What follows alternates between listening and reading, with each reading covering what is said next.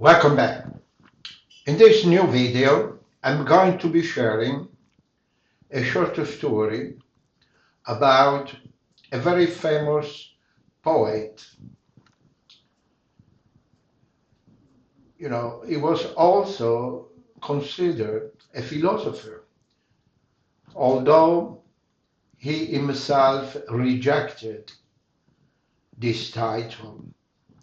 But he used to be a very famous writer, a poet, a visual artist, and I'm talking about Khalil Gibran, a Lebanese American, and this is a short story about this writer that, I want to share with you.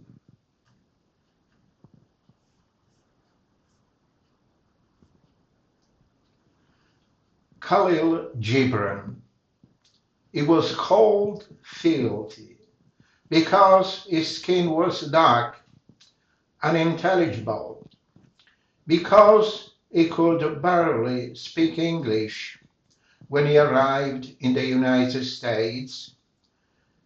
He was placed in a special class for immigrants, but a few of his teachers saw something in the way he was able to express himself through his drawing, through his view of the world, and he would soon master his new language.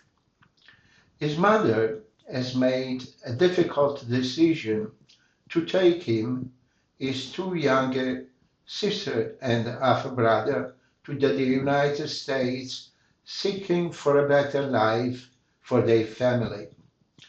They settled in Boston South End, at the time the second largest Syrian Lebanese American community.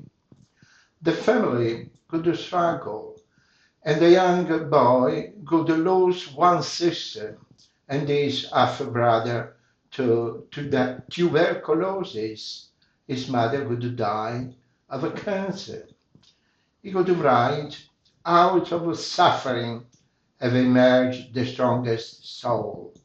The most massive characters are seared with scars. He was born in poverty on January 6th in 1883 in what is now a modern-day Lebanon. He believed in love, he believed in peace, and he believed in understanding. His name was Khalil Gibran, and he is primarily known for his book, The Prophet. The book was published in 1923 and would sell tens of millions of copies, making him the third best-selling poet of all time, behind Shakespeare and Laozi. Published in 108 languages around the world, passages from the prophet are quoted at weddings, in political speeches, and also in funerals. And this book, has inspired influential figures such John Fitzgerald Kennedy, Indira Gandhi, Elvis Presley, John Lennon, and also David Bowie. He was very outspoken, attacking hypocrisy and corruption. His books were banned in Beirut and in America. He would receive death threats. Gibran was the only member of his family to pursue scholastic education. His sister was not allowed to enter the school, primarily because of the Middle Eastern tradition as well as financial difficulties. Gibran, however, was inspired by the strength of the women in his family, especially his mother. After one sister, his mother and his half-brother died, his other sister, Mariana, would support Gibran and herself by working at a dressmaker's shop. Of his mother he would write, quote, "The most beautiful word of the lips of mankind is the word mother, and the most beautiful call is the call of my mother. It is a word full of hope and love, a sweet and kind word coming from the depths of the heart. The mother is everything. She is our consolation in sorrow, our hope in misery, and our strength in weakness. She is the source of love, mercy, sympathy, and forgiveness." Gibran would later champion the cause of women's emancipation and education. He believed that safeguarding the rights of others is the most noble and beautiful end of a human being. In a poem to new immigrants, he would write, quote, "I believe you can say to the founders of this great nation, here I am, a youth, a young tree, whose roots were plucked from the hills of Lebanon. Yet I am deeply rooted here, and I would be fruitful." He would write in the prophet, "Let there space in your togetherness, and let the wind of the heaven dance between you. Love one another, but make not a bond of love. Let it rather be a moving sea between the shores of your soul. Fill each other's cup, but drink not from one cup. Give one another of your bread, but eat not from the same loaf.